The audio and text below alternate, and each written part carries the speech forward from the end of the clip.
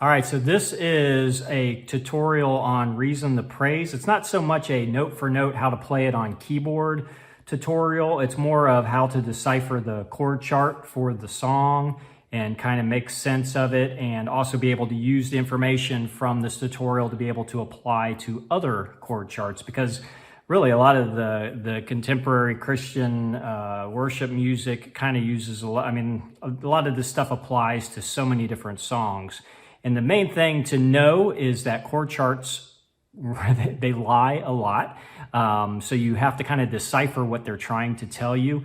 And again, I'm not going to try to play this note for note. I've never actually sat down with the sheet music or anything else. It's just kind of looking at the chord chart. My goal here is to allow you to at least be able to look at a chord chart and be able to figure out what to play that makes more sense for the song. Also, in this particular case, there's a lot of there's some chords in there that are outside of the key of the song, so that might seem a little weird. And I'll explain what's going on there too. But the main thing, and this is just like the recording, same key as the recording. It's in the key of G, so. And a lot of the times, really, the F sharp is kind of left out of a lot of chords. Like for example, the D chord is very commonly done as a sus4, so that you're never really playing that D sharp that much, to kind of give it a little vagueness, because sometimes in a lot of these bluesy kind of songs, this would be the seventh of the scale degree, and sometimes the 7 will be flatted, so they kind of don't really make a whole lot of reference to the F sharp in the song. Something to keep in mind. Also, they are using a lot of sus chords, which is very common in worship music. And there's a lot of common tones that are used through the chords. And so I want you to start thinking about those common tones. So what I'm gonna do, and again, this isn't verbatim for everything in the song, and I'm a bass player on my worship team, so so this is just me analyzing it, sitting in front of the piano with the chord chart. Now, number one, if we played the verse exactly as it's written, every chord in root position, it would be something like this. Da, da, da, da, yeah, na, na, da, na, na. I'm not a singer. Da, da, da, da, da, da, da, da, da, da, da, da, da, da, da, da, and then it has this. All right, so how I might look at that chord chart is think, okay, what are, a lot of times the keyboard will stay in the same spot and just move one or two notes, and, so there's more voice leading going on, and it's not jumping around as much. And sometimes you might think, oh, well, I'll just do then inversions, so instead of doing a G chord here, I'll do it here.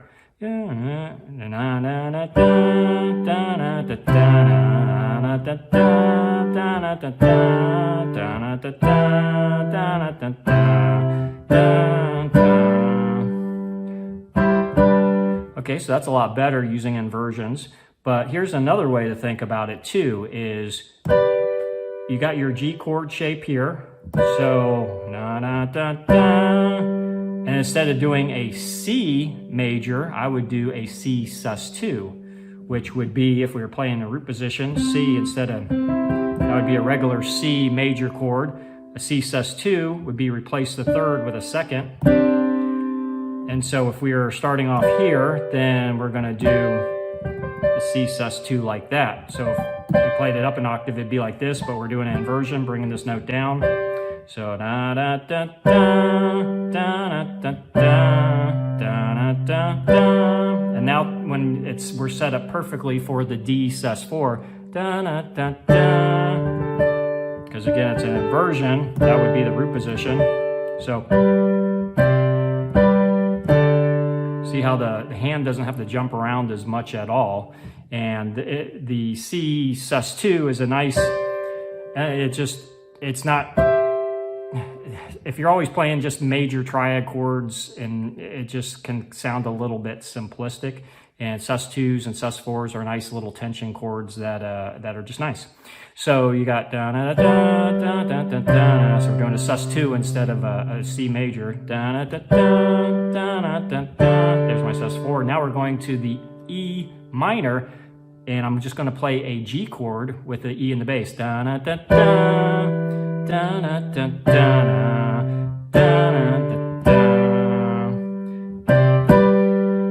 And on that C over G, you could do a sus2 over G, or you could just do a, or you could actually do the C and the bass. Either way, but you're noticing on that E minor, and you don't have to do it this way. You might want to not introduce the E minor 7 until later in the song, because that's what I'm actually doing. That's a G chord, but if I drop this note down to an E and still keep a G chord in my right hand, that's an E minor 7. And you'll see in the chorus there is an E minor 7.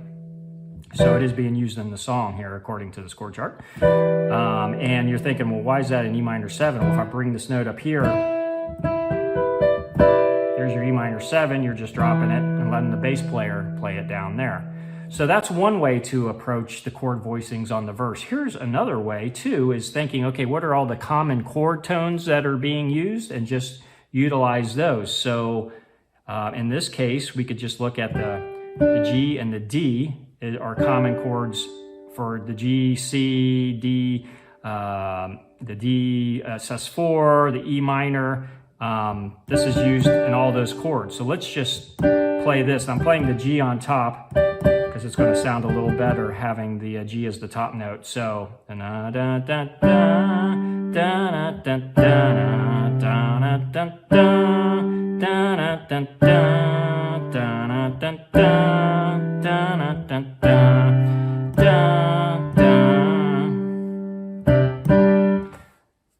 played the entire verse without moving my right hand at all. I played the same thing. The bass changed and it filled in the gaps and fleshed out the chords, because it's all common tones. That's your G. That's basically just a G open fifth and an inversion.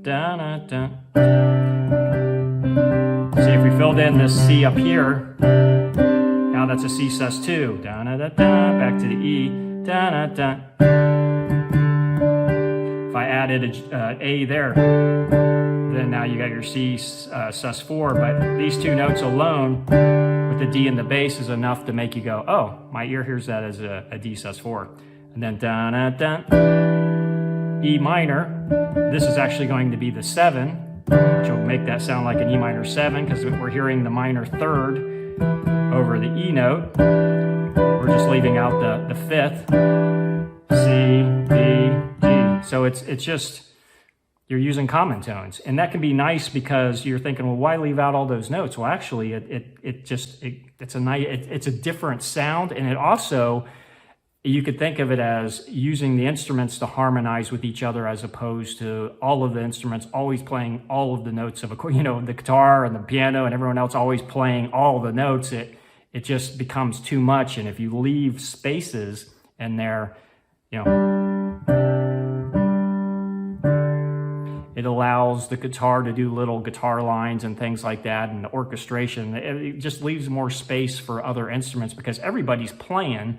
And so they're all these different instruments are playing. It's all going to fill in all of those different notes to the chords. So don't feel like you always have to play all the notes of the chord. It's okay to leave notes out, because that actually creates more space for everyone else. Okay, so I don't want to, like I said, this isn't a tutorial on how to play the entire song, or just note for note or anything. Just want you thinking about the chord chart and voicing it. One of the things I wanted to point out was that main line where it starts off, and it's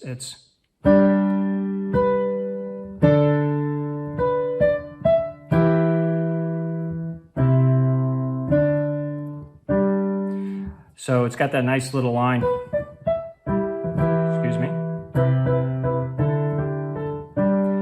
So that's really nice. But once you get past the second chorus, then it throws in this other chord, and you're like, B7 over D sharp, what the heck's going on there? So if I were to play that line,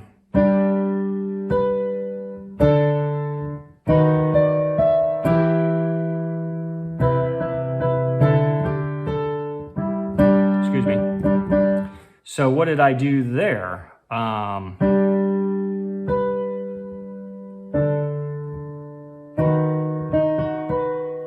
And it's saying in there a B7, B dominant 7. You could do that because if you because I actually heard it that way when I was first sitting at the piano with it, with the chord chart. I went,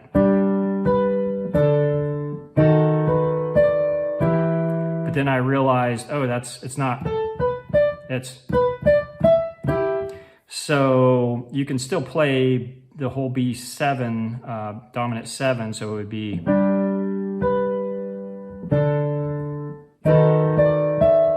It's a little too much when you play all of that. So if you might have somebody else playing that chord with the dominant 7 in there, which would be an A, while somebody else is playing the melody. But if you played it all together on piano, it might be a little too dissonant.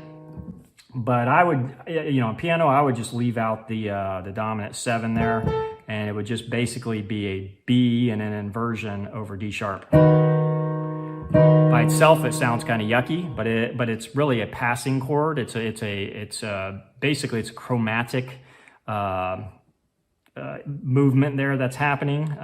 It's transitioning from the C to the E. And since it's just a passing situation there, a passing transition to the next chord, your ear doesn't sit on it and worry about it too much. It just goes, oh, okay, it's moving to it. I can feel where it's going to. So you get that. It's just a nice little movement. So that's all that's happening there. Even though it's outside of the key of the song, don't worry about it. It's just a chromatic little climb there. So no big deal. That happens in music all the time. And then on the last chorus, so that's something I wanted to show you too, because there's that walk down and it's like, whoa, what's going on here? The chord chart has a bunch of stuff on here. And again, this is another example of something chromatic happening. It's a chromatic walk down.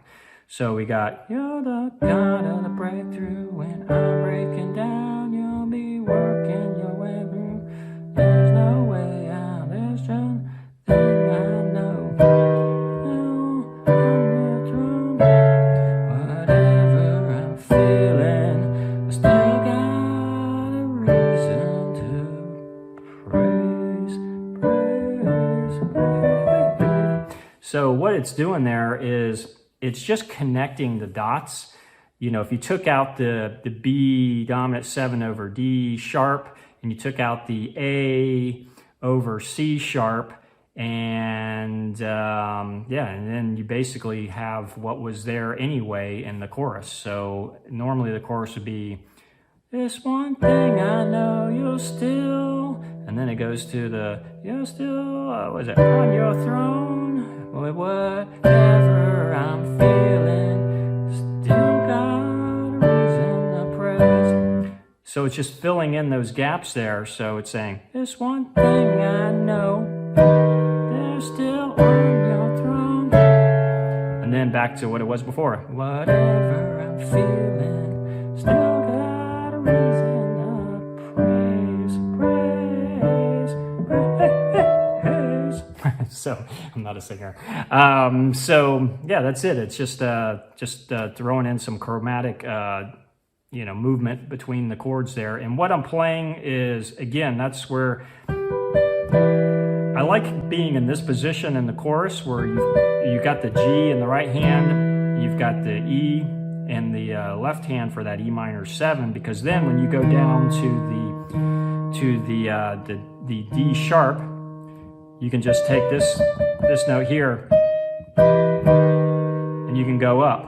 And I know that earlier in the song we played an F sharp for that B7, B dominant 7, but in this case I don't hear it doing the F sharp there. I just hear it doing that, staying on the G instead of going. I mean, you could do it. I mean, it might sound all right, but it's up to you. You can do it either way. Versus, either way, I guess.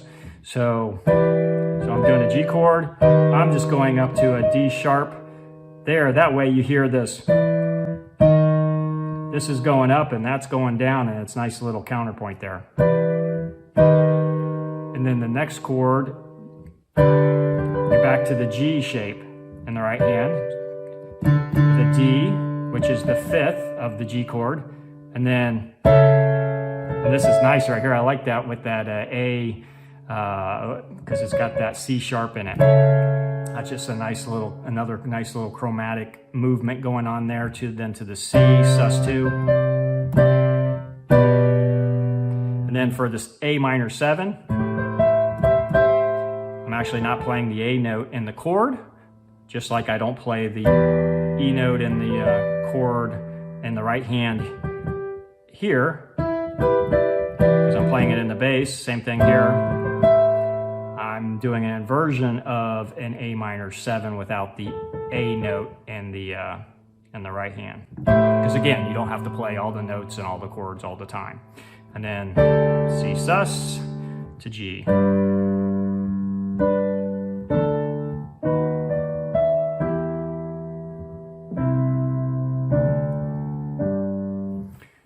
That's pretty much it. So I hope this this tutorial analyzing the chord chart is helpful for you, because a lot of these things that I'm talking about, using a lot of sus chords in songs, is very common in a lot of worship songs. Also breaking down the chords where you're not playing all the notes, and you're just doing common tones with the bass changing the chord. These are all things that happen all the time in worship songs. Also, a lot of times, in this case, you're seeing me play the G chord with the E to get the minor 7. Usually, whenever you see a minor 7 chord in a worship song, if you know some theory, and probably 9 out of 10 times, it'll be the 6th chord of the whatever key you're in.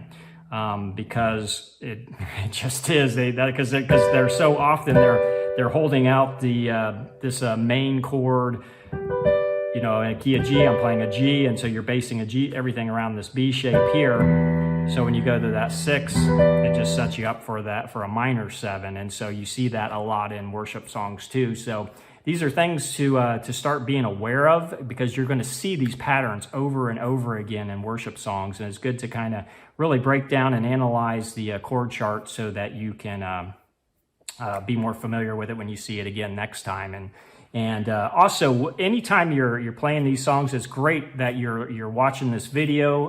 You're taking time to learn some new things, to grow as a musician, and to learn parts, because you care enough to not just show up and play a chord chart at a worship service, but you're actually spending time going, hey, I got to figure this out. Let me go online and look. But the thing I can leave you with as well is, whether you're using what I'm showing you, or if you're going to some other video and learning from another video, whatever you do, make sure you memorize what you're doing.